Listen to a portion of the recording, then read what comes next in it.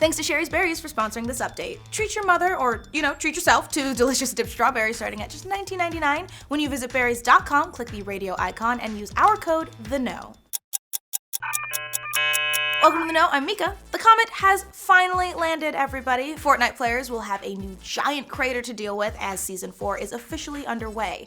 Of course, gamers have been seeing meteors all over the map for a month now, and it seems like the day of reckoning has finally arrived because the comet smashed into Dusty Depot and reduced it to a smoldering hole in the ground. But it's not just cosmetic, that crater also has the added effect of creating a low-gravity area, which adds an interesting element to the battles. There's also a new area called Risky Reels, which is located in the northern part of the map. As I put it in a blog post, shards of a massive comet have crashed into the map, altering the landscape. Discover gravity-defying hop rocks and find new ways to play. Jump in and witness the aftermath of the impact while you level up your battle pass and earn all new loot. In addition to a number of new missions, as well as bug fixes and balance adjustments, the Season 4 Battle Pass will also feature 100 tiers of new rewards, including, of course, new cosmetic items, emotes, and for the first time, sprays. It looks like we will finally get a look at Remedy's super secret game very, very soon. The studio will unveil its mysterious P7 project at, where else? E3. You might remember that the studio behind Max Payne and Alan Wake parted ways with Microsoft and has hooked up with a new publisher, 505 Games, which will be showing off the game at E3 next month. As for the new project, we don't know a ton about it, but job postings in the past have described it as a cinematic third-person action game with a long-lasting, story-driven gameplay experience. Oh, and it'll apparently have online elements that some people think will be reminiscent of Destiny. That's about all we know at this point, but the game is reportedly scheduled for release on PC, PlayStation 4, and Xbox One, and is rumored to be due out next year. We are just a few weeks away from the launch of State of Decay 2, but if you can't wait for some zombie base building goodness, signups are now open for a technical beta for the game. To sign up, you will need an Xbox Live login even if you are on PC, and reportedly, some people were having issues accessing the site, but those appear to have been resolved. State of Decay 2, if you're not familiar, is a survival game where you build a base up to survive a zombie apocalypse. There's also a chance to play cooperatively with 3 other players because you'll definitely need the help fighting off all those zombies. The game launches May 22nd for Xbox One and Windows 10. Reviews are in for Donkey Kong Tropical Freeze for the Switch, and they're looking pretty positive. I mean, how could they not? The port of the 2014 Wii U game has an 86 on Metacritic and an 84 on OpenCritic. Critics all pretty much agree that the 2D platformer from Retro Studios is worth a play, especially if you didn't play it the first time around. The big addition to the Switch version is the ability to play as Funky Kong, which makes the game significantly easier due to the fact that Funky has more hearts and can't take damage from spike pits. Game Informer wrote, "The Switch version reaffirms that Donkey Kong Country Tropical Freeze is a fantastic platformer. Having a new character to control and a handheld version of the game is great for previous owners, but the real audience is those who missed the original release. But if you did play it on the Wii U, some critics say it might not be worth picking it up again."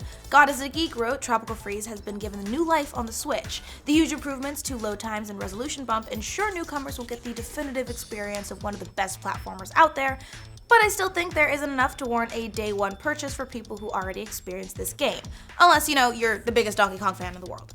The game releases on May 4th for the Switch.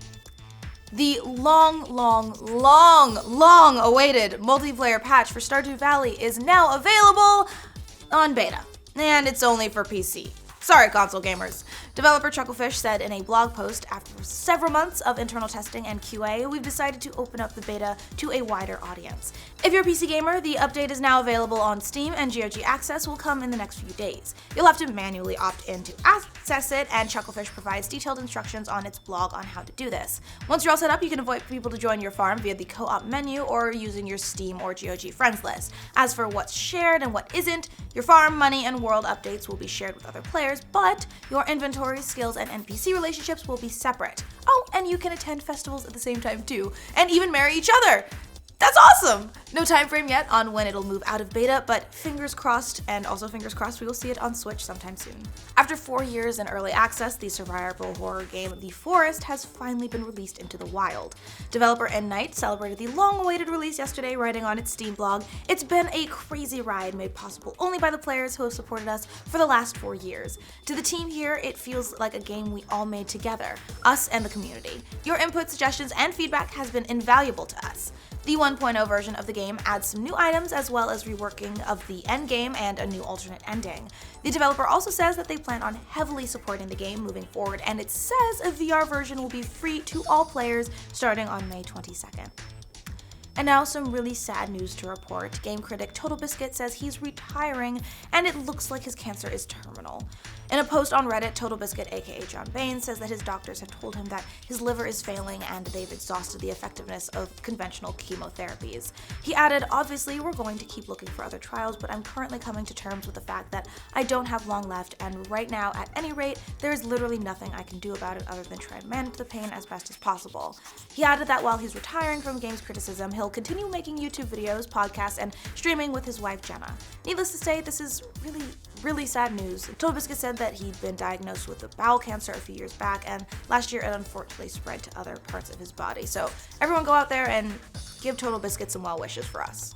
Mel Gibson is taking another stab at directing World War II epics. His last time behind the camera, he told the story of a pacifist soldier in Hacksaw Ridge, and now he's going back to the Pacific Theater for Destroyer, which will tell the true-life tale of the USS Laffey, whose crew defended against an astounding 22 kamikaze attacks. Gibson chose not to take a role in Hacksaw Ridge, so it's probable he'll be staying behind the camera again for this one, which is likely to begin filming this fall or winter, depending on whether or not he takes a role in the TV adaptation The $6 Billion Man starring Mark Wahlberg. In an interesting move, Universal has hired John Woo to remake one of his own movies. Woo will be retelling one of his most famous Hong Kong action films, The Killer, and according to Deadline, is looking to gender swap the lead with Black Panther's Lupita Nyong'o taking on Chow Yun-fat's role of an assassin with a conscience. Woo's trademark heavily choreographed gunfights, often with slow-motion doves thrown in for good measure, hasn't been seen in a long while, and it'll be interesting to see Woo retell his own story. It won't be the first time a director was asked to take on his own remake. Alfred Hitchcock did it with The Man Who Knew Too Much, and Woo himself remade an earlier film of his called Once a Thief for American TV in the mid-90s. The studio promises this remake will capture the feel of the original with a blend of espionage and extraordinary stunts. No word yet on the slow-motion doves, but if the money's right, I'm sure they can get it pulled out of retirement for one last go.